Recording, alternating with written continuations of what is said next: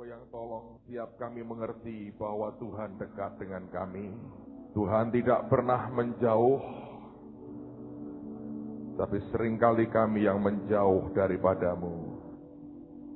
Petang ini lawat kami, berkati kami.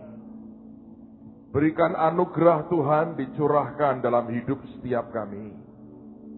Tidak ada satu orang pun yang tinggalkan ruangan ini tanpa diubah dan tanpa diberkati. Sesungguhnya inilah kerinduan terbesar dalam hidup kami. Hidup kami didapati makin berkenan di hadapan Tuhan. Engkau Tuhan yang baik, Engkau Tuhan yang luar biasa. Dan hamba berdoa di dalam nama Tuhan Yesus. Roh Kudus akan terus membuat kami makin kenal dengan Yesus kami. Makin hari akan makin ajaib pengenalan kami akan Engkau. Dan Tuhan, sore ini sampaikan pesan-Mu dalam hidup setiap kami. Buat setiap kami mengerti akan isi hati-Mu. Untuk kemuliaan nama-Mu Tuhan. Demi nama Tuhan Yesus. Dan semua kita berkata, amin. Berikan kemuliaan buat Tuhan kita. Silakan duduk saudara. Sore hari ini ada satu hal yang saya ingin bagikan buat saudara. Saya ingin bicara dari hati ke hati. Tapi ini sesuatu yang sebenarnya sangat-sangat serius sekali. Saya mau tanya, siapa yang dalam hidupmu Anda sungguh-sungguh ingin melihat Tuhan memberkati hidup saudara? Angkat tangan tinggi-tinggi. Nah, beberapa hari yang lalu saya selesai KKR dan seminar di Surabaya. Saya harus ketemu dengan 3 orang yang berbeda pada hari itu di Jakarta. Jadi saya terbang dari Surabaya ke Jakarta. Ketika di dalam pesawat itu, saya juga nggak tidur, baca koran juga males. Pokoknya lagi capek aja karena dari pagi tugas pelayanan dan sebagainya. Nah, ketika dalam penerbangan itu saya sempat lihat ke jendela dan saya lihat di atas, dari atas itu langit biru bagus sekali. Penerbangannya, flightnya tidak ada goncangan apa-apa, semuanya oke. Dan ketika saya lihat semuanya itu tiba-tiba ada sesuatu yang bergema di hati saya. Dan saya tahu itu suara Tuhan. Dan 2 kali dia berkata, langit tembaga, langit tembaga. Saya kaget dengan apa yang saya dengar, karena sejujurnya, walaupun tidak atau belum utuh pada waktu itu, saya cukup bisa nangkap kira-kira Tuhan itu mau ngomong apa. Karena istilah langit tembaga itu istilah yang familiar buat telinga saya. Lalu saya doakan, saudara, ketika saya di pesawat, saya bilang, Tuhan, apa maksudmu dengan kata langit tembaga ini? Karena jelas ini bukan sebuah perkataan yang baik. Karena kalau Anda punya langit tembaga, sebetulnya Anda orang yang tertahan berkatmu. Dan saya dengar 2 kali Tuhan bicara, langit tembaga, langit tembaga. Dan ketika saya doakan, saya tanya Tuhan, apa sih maumu?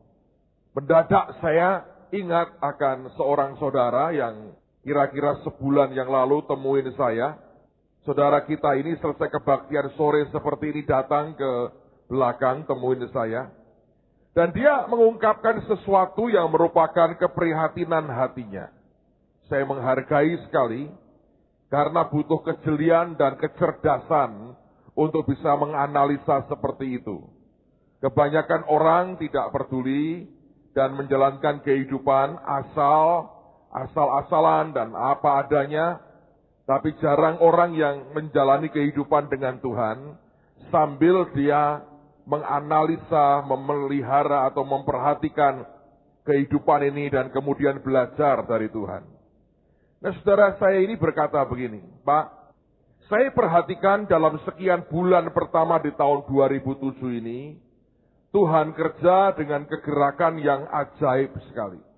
Dan dia berkata, tetapi ketika saya memperhatikan, rupanya Bapak itu kerja secara keuangan, secara fisik, doa dengan kita jemaat iya. Tapi secara keuangan Bapak tidak bergerak bersama dengan kami, dengan kita-kita ini jemaat di sini. Saya bilang, maksudmu gimana? Ketika saya amati apa yang Tuhan berikan dan lakukan, lewat klinik lah, lewat mobil toko, lewat bis sekolah, lewat nanti dapur umum, dan banyak yang lain lagi. Tidak satu pun loh melibatkan atau kita ini terlibat di dalamnya. Nah, dia tidak menyalahkan saya karena seperti meninggalkan jemaat. Tapi dia berkata bahwa seharusnya orang-orang pertama ini, itu dia mau ngomong kasar begini, seharusnya itu semua biaya keluar dari dompet saya ini. Tapi nggak bisa. Dan dia ngomong jujur, bukan tidak mau. Saya mau buka dompetnya istilahnya, saya mau keluarin apa? Karena tidak ada. Nah, yang gawat, ini bagus sekali. Tuhan tidak menunggu kita ini, karena waktu dia bergerak, dia pakai orang luar. Saya ketika Tuhan bicara tentang langit tembaga, tiba-tiba saya ingat akan perkataan saudara ini. Saya bilang, Tuhan, ini ada sesuatu ini yang engkau mau bicara kepada anak-anakmu. Dan sepanjang hari itu sampai cukup larut malam, saudara. Bahkan setelah saya selesai dengan semua urusan saya hari itu, saya baru pulang hotel kira-kira jam 10:30. Dari pagi saya keluar, saya urus beberapa hal. Termasuk LBH dan sebagainya. Tuhan bicara begitu banyak. Nah, sore ini saya mau sampaikan kepada saudara apa yang Tuhan taruh di hati saya. Saya harap Anda punya keterbukaan untuk mendengar apa yang Tuhan mau sampaikan. Mari kita belajar firman Tuhan sekarang. Ulangan pasal yang ke-28, di mana sebetulnya ada istilah langit tembaga itu. Ulangan pasal yang ke-28. Lihat pada ayat yang ke-23. Kalau Anda baca ayat yang pertama, judul perikopnya berkat. Lihat ayat yang ke-15, judul perikopnya kutuk. Ini berkat dan kutuk yang Tuhan ucapkan. Nah, sekarang Alkitab berkata di ayat yang ke-23, bagian dari kutuk itu adalah langit tembaga. Lihat akan pasal 28, ulangan 28, ayat yang ke-23. Alkitab berkata juga langit yang di atas kepalamu akan menjadi tembaga, dan tanah yang di bawah pun menjadi besi. Ada dua istilah, langit tembaga dan tanah besi. Malam ini saya mau ajak Anda belajar khusus tentang langit tembaga. Sedikit nanti kita akan singgung tentang tanah besi, tapi kita minggu berikutnya kita akan belajar tentang tanah besi. Nah, langit tembaga itu apa, saudara? Anda harus mengerti bahwa ketika saudara bercocok tanam, kalau engkau ingin menghasilkan hasil yang luar biasa, yang pertama tanahmu harus tanah yang subur dan tanah yang digarap. Tetapi yang di atas Anda perlu hujan, Anda perlu berkat, Anda perlu embun, Anda perlu angin, Anda perlu matahari. Nah, kalau sampai langitnya jadi tembaga, maka apapun yang turun dari atas sebetulnya terhenti dan kita tidak bisa menikmatinya. Kalau sampai dalam hidup kita terjadi bahwa kita mengalami langit tembaga, itu gawat. Karena engkau boleh punya tanah yang subur, pekerjaan yang baik, semuanya oke, tapi kalau tidak ada blessing berkat dari atas, maka apapun yang Anda kerjakan tidak akan banyak hasilnya. Dan kita harus kenali akan prinsip ini, bahwa berkat itu turun dari atas ke bawah. Sekarang kita lihat Mazmur 133. Malam ini kita akan baca cukup banyak ayat, biarkan firman menjelaskan dirinya. Mazmur 133. Mazmur 133. Saya baca hanya 1, 2, atau 3 ayat saja. Alkitab berkata, nyanyian ziarah Daud. Sungguh alangkah baiknya dan indahnya apabila saudara-saudara diam bersama dengan rukun. Seperti minyak yang baik di atas kepala, meleleh ke janggut, yang meleleh ke janggut Harun dan ke leher jubahnya. Seperti embun gunung Hermon yang turun ke atas gunung-gunung Sion. Sebab kesanalah Tuhan memerintahkan berkat kehidupan untuk selama-lamanya. Alkitab mengatakan minyak urapan itu mengalir dari atas kepala turun ke janggut sampai ke leher jubahnya. Dengan kata lain Alkitab berkata bahwa apapun yang dari Tuhan itu turun dari atas dan kemudian mengalir ke bawah. Dan kesanalah di tempat di mana sistem itu terjadi, Tuhan memerintahkan berkat. Kesanalah di tempat di mana aturan ini terjadi, kesanalah Tuhan memerintahkan berkat. Dan ketika berkatnya diperintahkan, suka tidak suka Anda harus ikuti lagi pola dari Mazmur ini. Berkat dari atas, meleleh, turun sampai ke janggut, ke leher, dan kemudian turun ke badan.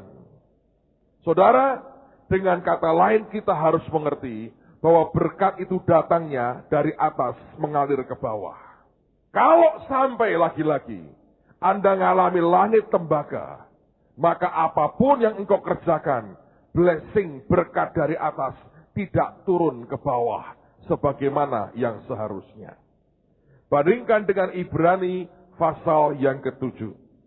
Surat Ibrani pasal yang ke-7. Ibrani pasal yang ke-7. Ayat yang ke-6 dan ayat yang ke-7. Ibrani pasal yang ke-7, ayat 6 dan ayat yang ke-7. Saya baca lagi buat saudara, perhatikan ini. Tetapi Melkisedek yang bukan keturunan mereka, memungut persepuluhan dari Abraham dan memberkati dia, walaupun ia adalah pemilik janji. Ayat 7. Memang tidak dapat disangkal. Saya ulang lagi. Memang tidak dapat disangkal bahwa yang lebih rendah diberkati oleh yang lebih tinggi. Artinya yang di atas memberkati yang di bawah.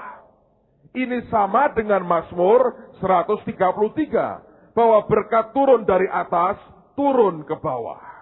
Dan sekarang saya mau bicara akan realita dalam kehidupan kita. Bagaimanapun Anda dan saya disatukan dalam tubuh Tuhan di tempat ini. Saya berdiri ambil tanggung jawab sebagai pemimpin, sebagai pelayan Tuhan di tempat ini. Maka segala sesuatu yang Tuhan mau berikan dalam kehidupan saudara, saya punya kewajiban sebenarnya untuk meneruskan dalam kehidupan Anda. Kalau ada hal-hal yang saya halangi, maka kerugian akan ditanggung oleh jemaat oleh karena apa yang saya buat. Nah, kalau kita bicara soal keuangan misalnya, berkat sehari-hari yang kita perlukan dalam kehidupan kita. Peristiwa ketika Tuhan mulai bicara tentang langit tembaga ini, membuat saya kembali ke hadapan Tuhan. Saya berkata, Tuhan, apakah langit tembaga ini betul-betul bagian yang karena kesalahan yang saya buat, sehingga menghalangi banyak orang diberkati. Lalu kemudian saya mendapatkan sebuah gambaran menarik. Ketika kecil, saya seringkali bantu orang tua saya pasang pohon Natal menjelang Natal. Saya sudah bertahun-tahun tidak pasang pohon Natal sendiri.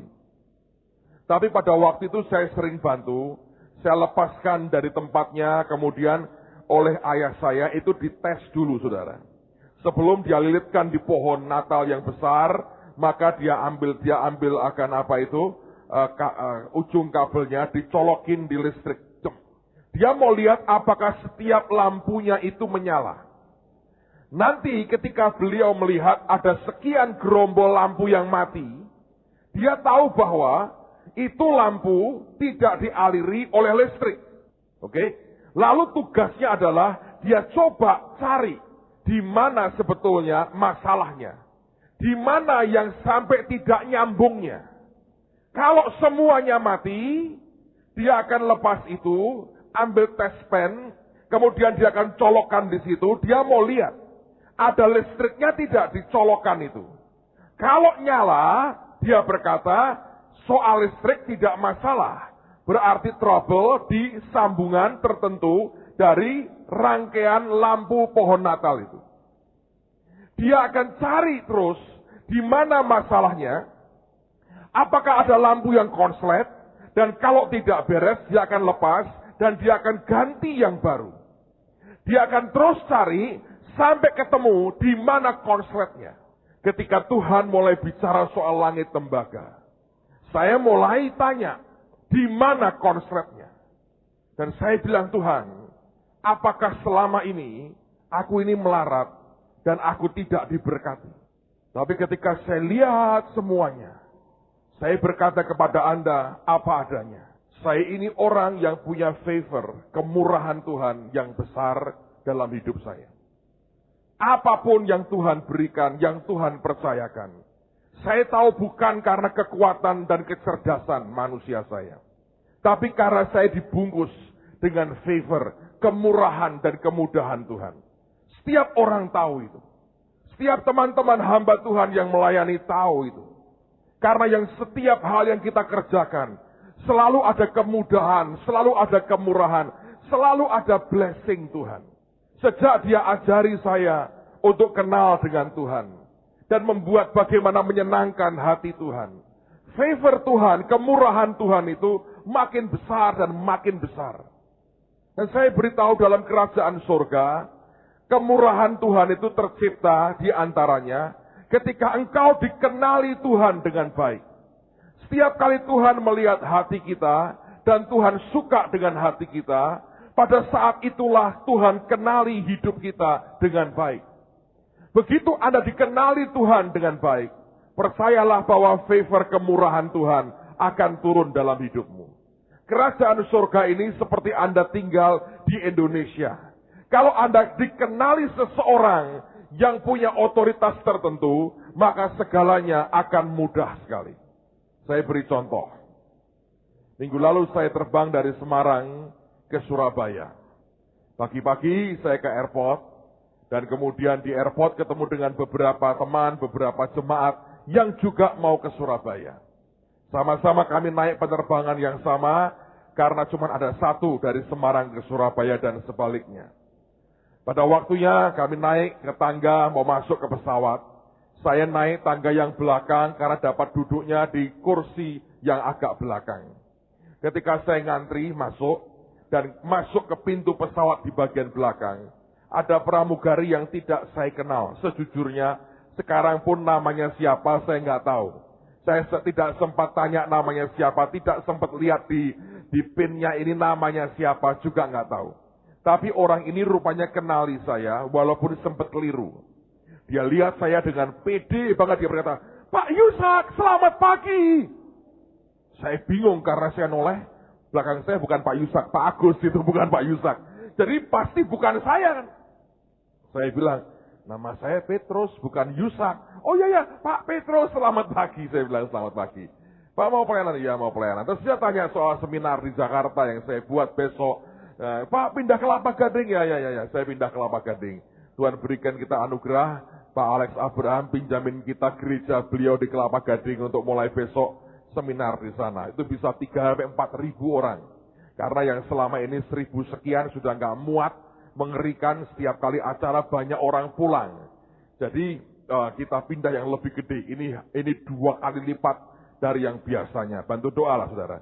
Nah rupanya dia kenali betul dan dia pernah ikut seminar saya di Jakarta. Saya bilang ya saya mau seminar, kita ngobrol sedikit.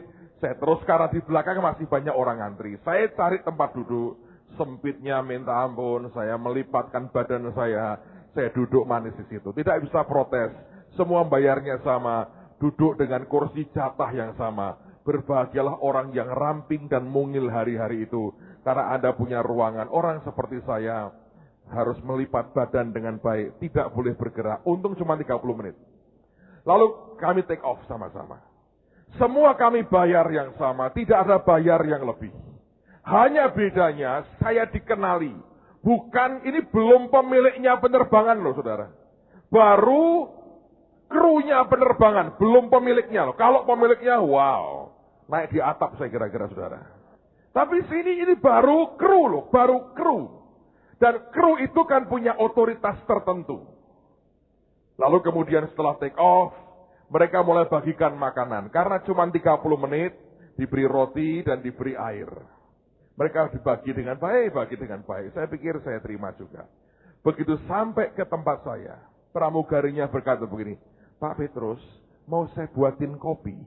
Dan itu Anda tahu, saya orang berbeda di pesawat itu. Semua minum jernih, saya minum hitam sendiri, saudara. Anda tahu kenapa? Saya dikenali seseorang di situ.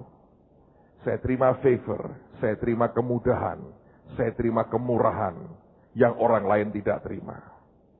Tidak boleh iri, itu haknya dia. Kalau dia diprotes, dia berkata, itu kopi saya berikan ke dia. Oke kan, tidak masalah.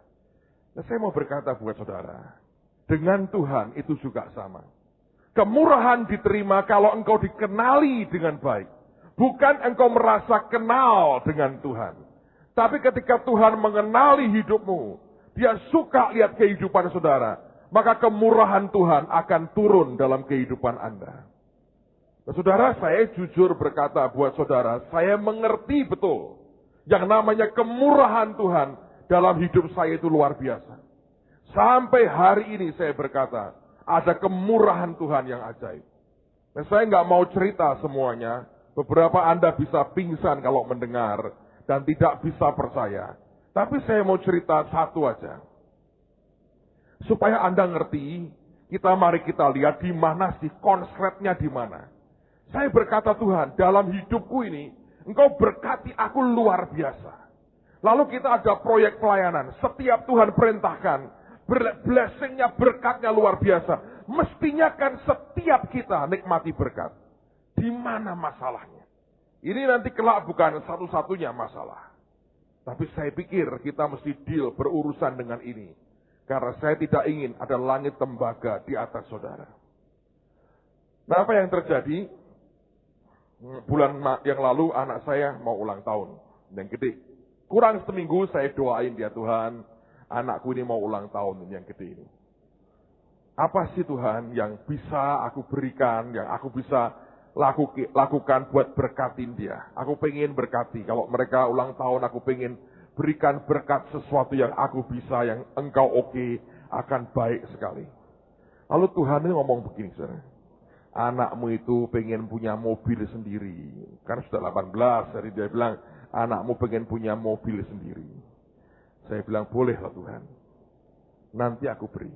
Oke, jadi saya lebih tenang. Terus gaya, datang bapaknya, saya datengin dia di kamarnya. Saya bilang, kamu minggu depan kan ulang tahun. Iya. Kamu minta hadiah apa ulang tahun? Anak saya ini rohani banget, saudara. Banyak orang rohana banget, dia rohani banget, saudara. Dia berkata begini, Pak, aku nggak pengen apa-apa. Aku hanya pengen dua. Satu, pengen ditemuin Tuhan Yesus. Yang kedua, ingin menyenangkan, berkenan di hadapan Tuhan. Saya bilang itu bagus. Tapi aku gak bisa berikan itu. Kan aku gak mungkin berdandan kayak Tuhan Yesus berkata, halo, kan gak mungkin toh saudara ya. Saya gak mungkin berikan itu. Saya berkata, Tuhan yang bisa berikan, aku gak bisa berikan. So saya berkata, Papa akan doain kamu supaya kamu ketemu Tuhan dan diberkati Tuhan dan sebagainya.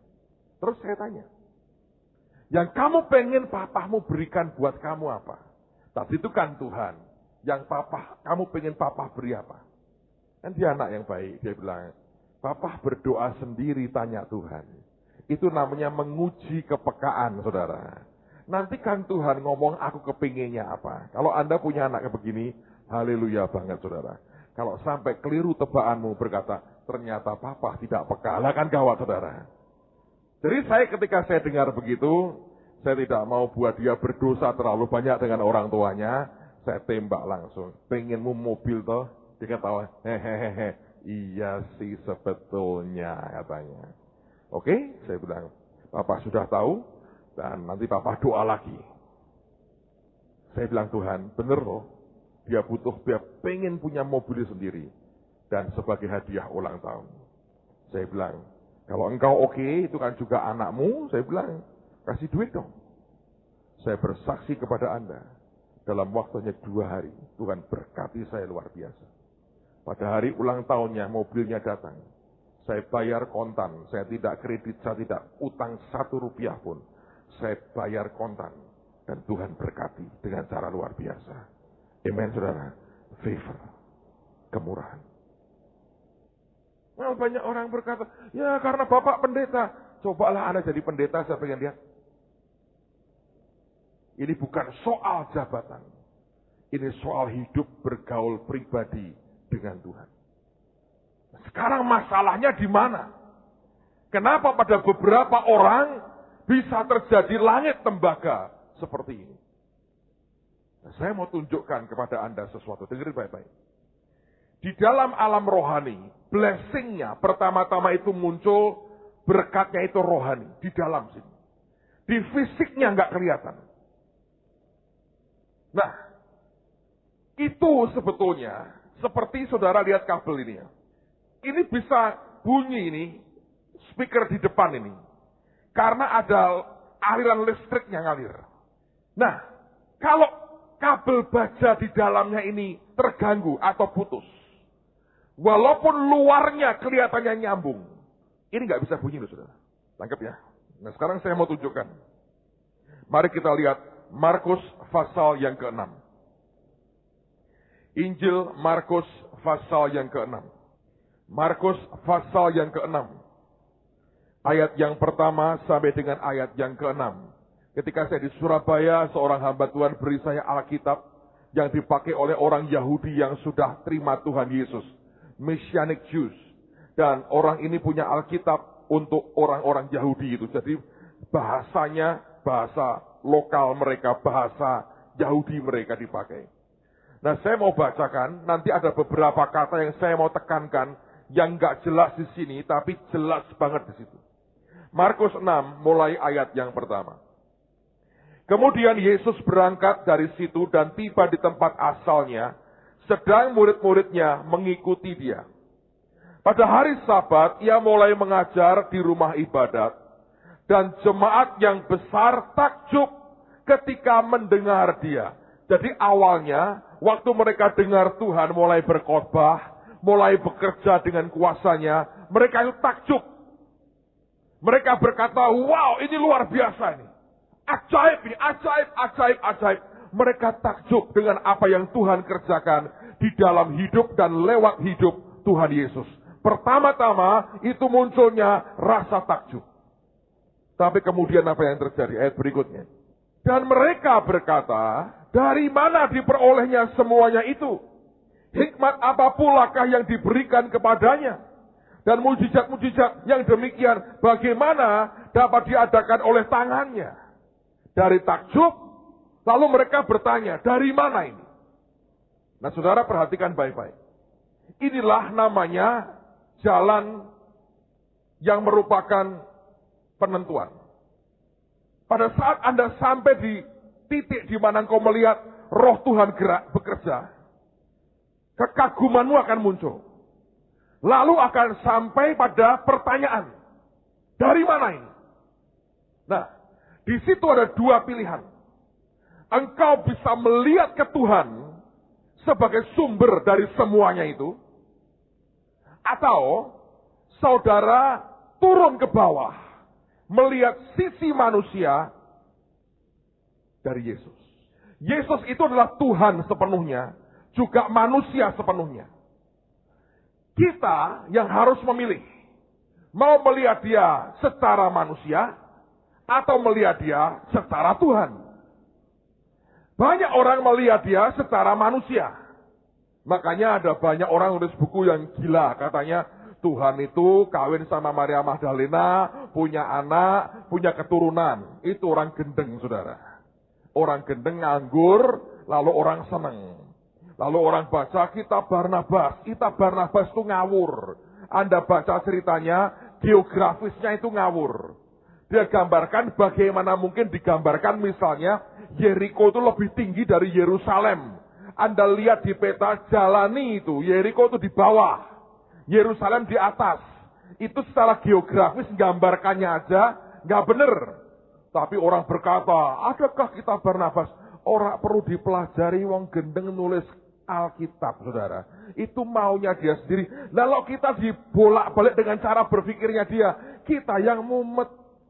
Orang kalau lihat dari sisi human, manusianya Tuhan, ujungnya cuma ribut, berantem, berdebat, seminar, ngentek-ngentek no air putih, saudara. Dan itu menghabiskan waktu dan tidak ada gunanya. Alright? Nah, mereka bertanya, dari mana ini? Tapi orang Nazaret ini membuat sebuah keputusan yang mengerikan. Teruskan. Ayat 3. Bukankah ia ini tukang kayu? Dalam terjemahan dikatakan begini. Bukankah ia ini hanya tukang kayu? Hanya tukang kayu. Mereka tidak lihat Tuhan yang kerja lewat hidupnya. Mereka lihat sisi manusianya. Dan mereka merasa selevel. Mereka merasa sama dengan kita. Kenapa? Mereka berkata, bukankah ia ini hanya tukang kayu? Anak Maria, saudara Yakobus, Yoses, Yudas, dan Simon. Dan bukankah saudara-saudaranya yang perempuan ada bersama kita? Mereka berkata, lagi kan tonggone dewe. Dari kagum dan takjub. Mereka tanya dari mana? Mereka bukan lihat Tuhan yang memakai dia. Dan berkata sumbernya Tuhan. Dia salurannya Tuhan. Mereka memotong yang tentang Tuhan. Mereka lihat sisi humannya. Lihat sisi manusianya. Dan di situ mereka berkata, bukankah dia ini hanya tukang kayu? Ini kan saudaranya ini kan bareng sama kita. Saya wedok nakal-nakal genit-genit podo wae mbek awake dhewe. Semua disejajarkan lagi secara manusianya. Dalam kehidupan kita ini, inilah pilihan-pilihan saudara. Bagaimanapun, apa akibatnya setelah itu? Lalu mereka kecewa dan menolak dia. Nanti kita akan lihat, kenapa dari kecewa kok bisa akhirnya menolak. Ayat berikutnya. Maka Yesus berkata kepada mereka, seorang nabi dihormati di mana-mana, kecuali di tempat asalnya sendiri, di antara kaum keluarganya, dan di rumahnya. Dengan ini akhirnya menjelaskan sekali, saudara. Mengapa seringkali seorang hamba Tuhan, dengan segudang karunia yang dia punya, anak kandungnya seringkali tidak bisa mewarisi kekayaan rohani bapaknya. Kenapa seorang hamba Tuhan dengan karunia begitu hebat, tidak ada satu orang pun dalam gereja lokalnya yang kelak bisa mewarisi apa yang dia punya. Sebab orang lihat dari sisi humannya. Orang melihat sisi manusianya begitu dominan dan mereka berkata, dia sama dengan saya, aku tidak perlu dia nggak terlalu istimewa, so dia sendiri, saya sendiri, aku juga punya karunia sendiri, so nggak ada yang istimewa dari dia. Dan orang lain yang menikmatinya, orang lain yang memilikinya. Dan itu terjadi di mana-mana. Saya bertemu dengan seorang hamba Tuhan senior di Indonesia. Sampai di gereja itu saya dijuluki Yakub, saudara. Kenapa? Mengambil hak kesulungan. Dia belum pernah mereka melihat pendeta ini berkati hamba Tuhan yang lebih muda, ngurapi dengan minyak begitu rupa, seperti yang dia buat untuk saya. Dan mereka berkata, heran ya, anak-anak rohaninya sendiri di gereja itu, dia tidak bisa berikan itu. Sebab mereka melukai hatinya luar biasa. Sejak itu kalau mereka ketemu saya, dia bilang, Bapak ini Yakub, mencuri hak kesulungan. Saya bilang, tidak kok, saya tidak mencuri. Saya pinter-pinter merayu, saya berkata. Saya datang tidak dengan kulit yang lain, tidak dengan topeng yang lain. Saya datang apa adanya. Tapi ini yang terjadi. Kenapa? Sebetulnya begini. Karena Yesus berkata, terima nabi sebagai nabi. Baru kamu akan terima upah nabi. Kalau Anda terima nabi sebagai Pak Lek, Bule, Om, Tante ini, Pak Bejo, Pak Min, Pak No, Pak Dar, Pak Sur. Kalau Anda terima sebagai nama-nama itu, engkau tidak akan terima upah nabi. Terima nabi sebagai nabi, Anda akan terima upah nabi. Saya teruskan lagi. Nanti saya cerita 1-2 hal yang menarik buat saudara. Karena saya belajar banyak lewat semua itu. Alkitab berkata, ayat yang kelima, perhatikan. Ia tidak dapat mengadakan satu mujizat pun di sana. Bukannya nggak mau loh. Tapi nggak dapat. Sesuatu sudah memandulkan yang di dalam dirinya. Sehingga Alkitab berkata bukannya tidak mau, dia tidak dapat. Kalau Anda mau mengerti, orang itu bisa dilumpuhkan begitu rupa. Sehingga apa yang di dalam dia ini gak bisa keluar. Alkitab berkata, ia tidak dapat mengadakan satu mujizat pun di sana, kecuali menyembuhkan beberapa orang sakit dengan meletakkan tangannya atas mereka. Dan inilah masalahnya. Perhatikan baik-baik. Ia merasa heran atas ketidakpercayaan mereka. Dalam Alkitab Ibrani itu, bahasa Yahudi itu, dikatakan bahwa ketidakpercayaan sebagai lack of trust. Kurang rasa percayanya. Ini bukan soal iman loh. Kalau iman lebih ke Tuhan, trust itu ke manusia. Lack of trust. Hilang rasa percayanya, drop berkurang. Kalau kabel ini saya potong sebagian, maka kabel ini berkurang. Kurangnya kabel ini membuat tidak ada koneksi lagi. Di dalam kehidupan kita, kalau sesuatu tercipta, itu membuat lack of trust, maka alirannya akan berhenti. Dan itu membuat langit tembaga. Pemimpinnya boleh diberkati seperti apa. Tapi di bawah ada satu sekat langit tembaga. Dan orang yang di bawahnya tidak menikmati. Sedih sebetulnya. Saya punya pengalaman menarik sekali. Tahun 90-an pertengahan, saudara. Itu terakhir kali saya ikut KKR dari seminar dari pendeta Benny Hinn. Sejak itu memang Tuhan arahkan ke yang lain. Dalam pengertian dengan tetap hormat dan tidak ada apapun di hati saya tentang beliau. Tapi saya mau cerita apa yang terjadi pada hari-hari itu. Sejak saya ikut KKR seminar Benny Hinn di Amerika, saya menjumpai fakta betapa pers barat itu mengerikan sekali. Mereka kejar orang-orang seperti dia yang mulai terkenal dan dijatuhkan karakternya. Itu sadis, saudara. Mau KKR nih malamnya, pagi baca koran lokal, isinya semua jelekin Benny Hinn. Dan hebatnya, banyak pendeta berkomentar jelekin Benny Hinn. Saya nggak bisa ngerti.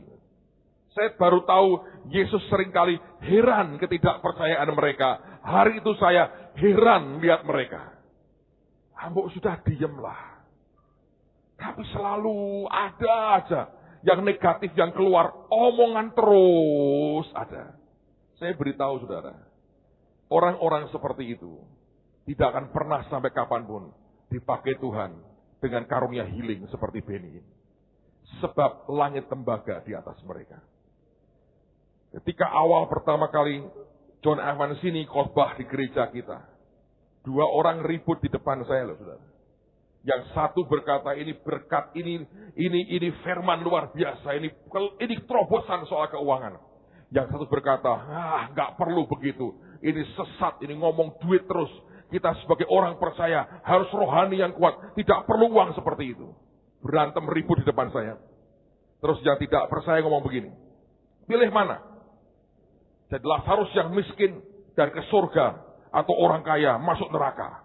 Berantem, loh saya nggak mau dong, saya maunya juga diberkati dan masuk surga. Nggak ada, Alkitab berkata, Lazarus yang miskin masuk surga, orang kaya masuk neraka. Dan saya hanya bengong ngeliatin 2 orang ini ribut terus. Lalu kemudian tanya sama saya, gimana menurut kamu? Menurut saya, jadilah menurut imanmu masing-masing. Lu percaya sugih, kamu kayalah diberkati Tuhan. Mau melarat, melaratlah, saya berkata. Dengan gagah, ngamuk. Enggak bisa gitu. Bagaimana pendapatmu? Pendapat saya sederhana. Saya tidak mau jadi Lazarus yang melarat dan mati masuk surga. Saya juga enggak mau seperti orang kaya yang kaya di dunia dan mati masuk neraka. Lah kamu seperti apa? Saya mau seperti Abraham yang memangku orang miskin yang ke surga itu. Karena ada perumpamaan Tuhan, kan ada Abrahamnya. Abraham itu di surga kaya, di dunia kaya raya, mati dia masuk surga. Dan dia mangku Lazarus. Kenapa? Abraham cukup gendut dan kuat untuk mangku orang. Lazarus karena miskin, kurus dan tidak gendut-gendut. Saya berkata gitu. Dia ngamuk, saudara. Dia marah dengan saya. Yang pro senang karena merasa saya bela.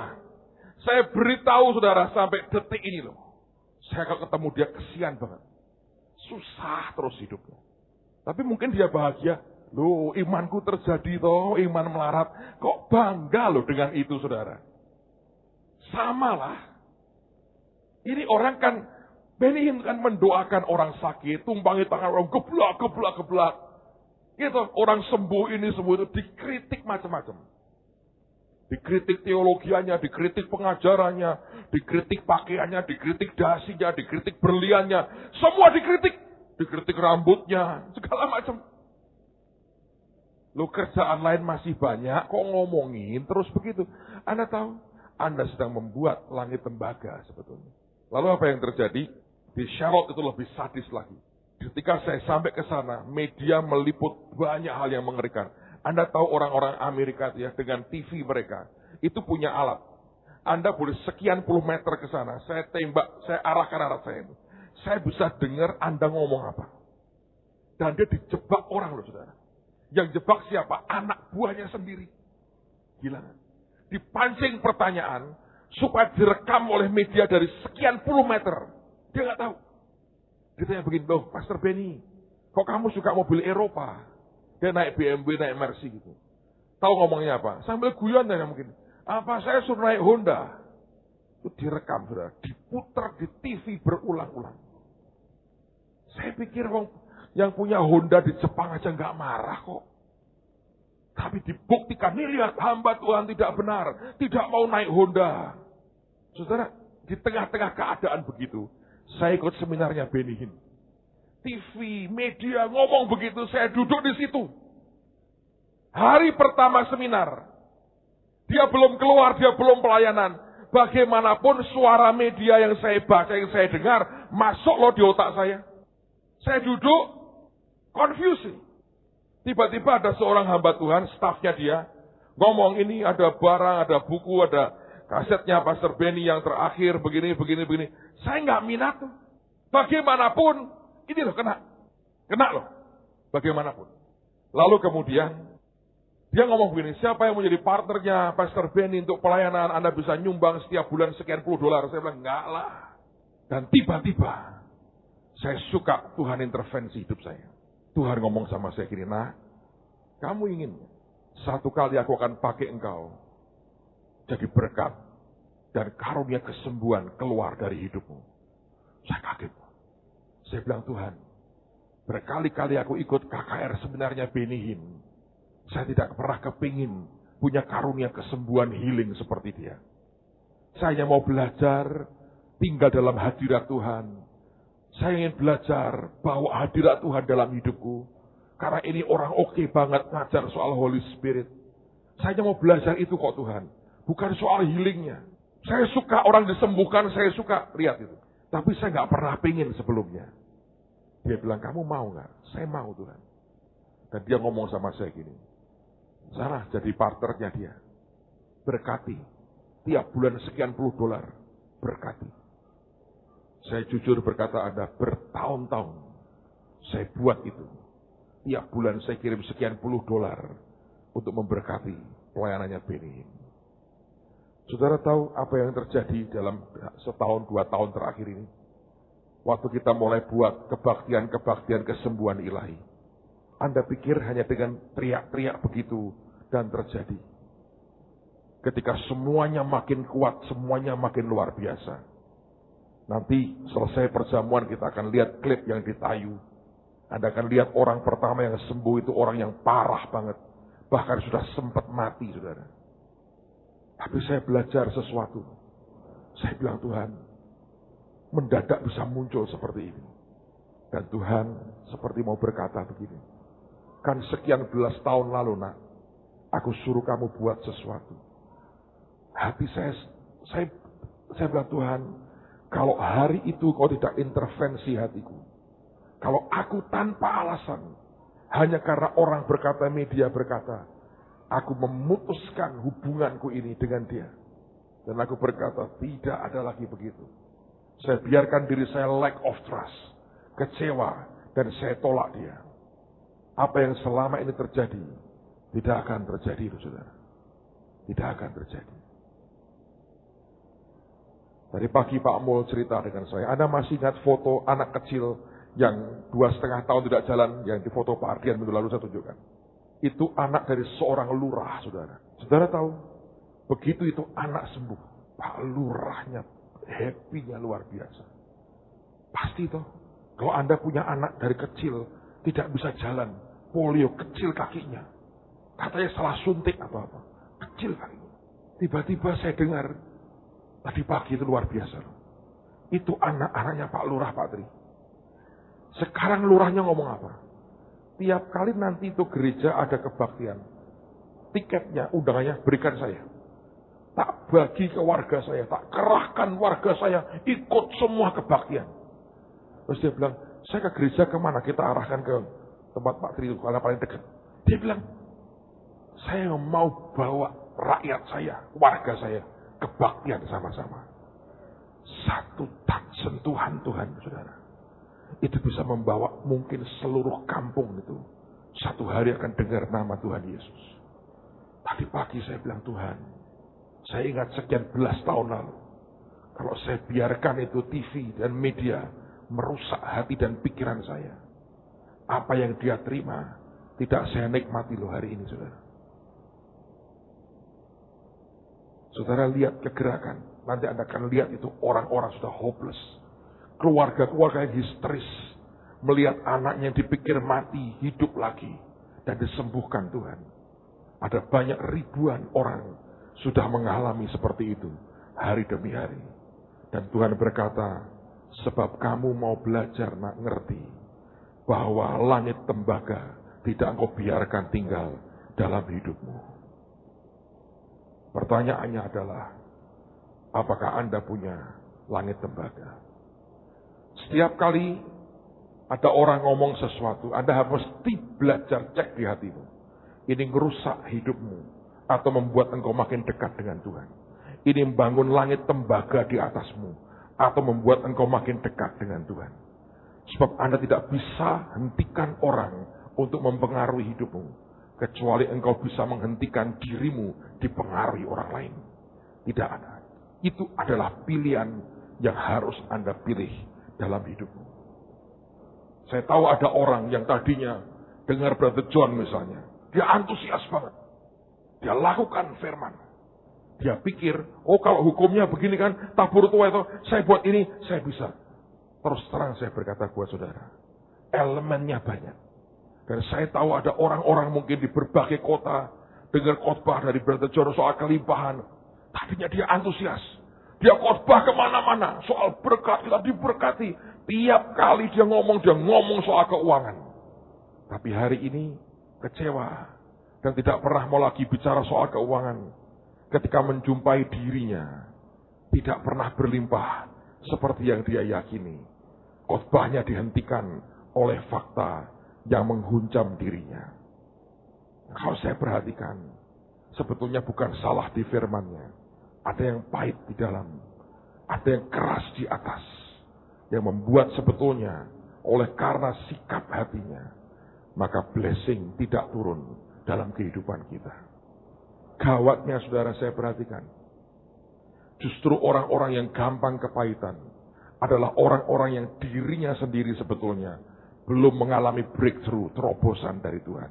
Atau dia stuck, dia berhenti di sebuah titik dan tidak bergerak lebih jauh dari itu.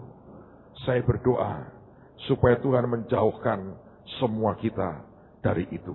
Amen, saudara. Seringkali saya harus berkata, ada pilihan-pilihan dalam kehidupan kita. Saya berdoa, pilih, jangan biarkan langit tembaga ada di atas saudara. Ada blessing, ada anugerah, ada perkenan, ada favor, ada kemudahan, ada kemurahan Tuhan yang sedang Tuhan salurkan dengan kuat di tengah-tengah kita. Jangan engkau tolak pekerjaan dan berkat Tuhan dalam hidupmu. Karena itulah Alkitab berkata, jagailah hatimu dengan segala kewaspadaan, karena dari situ terpancar kehidupan. Saya berdoa, mari waspada, jaga hati kita masing-masing. Anda tidak pernah bisa perintahkan orang, lakukan yang mereka harus dan jangan buat. Tapi engkau bisa jaga hati masing-masing. Jangan biarkan langit tembaga ada di atas kita. Amen, saudara. Tutup Alkitab saudara. Arahkan hatimu kepada Tuhan. Minggu depan kita bicara tentang tanah besi. Tapi hari ini saya berkata, biarkan tidak ada orang membiarkan langit tembaga ada di atasnya. Arahkan hatimu ke Tuhan. Semua tundukkan kepala. Semua sembahyang datang ke Dia. Makasih Tuhan, terima kasih. Makasih Tuhan, terima kasih Tuhan, terima kasih Tuhan.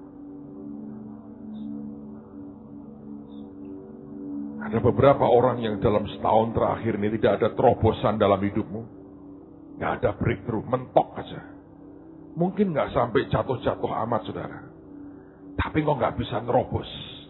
Tidak ada kekuatan untuk naik ke atas. Itu langit tembaga loh. Ada naik mentok mental, turun lagi. Naik lagi, turun lagi. Tidak berarti Tuhan tidak mengasihi saudara. Tapi seringkali oleh karena langit tembaga itu. Ini tahun, ini hari-hari terobosan. Saya sungguh rindu semua Anda diberkati. Terima kemurahan, terima kemudahan Tuhan. Hanya Engkau yang tahu dan Tuhan yang tahu. Ambil beberapa saat. Beresin hatimu di hadapan Tuhan.